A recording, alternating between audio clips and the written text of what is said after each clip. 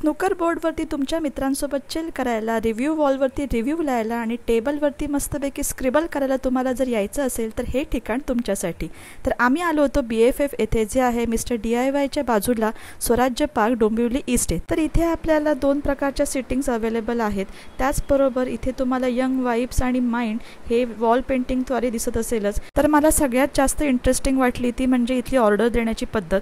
तर या सगळ्या इन्स्ट्रक्शन्स पूर्ण वाचल्या, त्यानंतर मेनू कार्ड ओपन करून आपल्याला जे काही मागवायचं आहे तर त्याचे नंबर्स त्यांनी इकडे दिलेले आहेत. तर आपल्याला जे काही हवं आहे त्याचे नंबर्स आपण नोटपॅडवर लिहायचे आहेत आणि लिहून झाल्यावरती इथे अटॅच केले की डायरेक्ट ते काउंटरवरती पोहोचतात.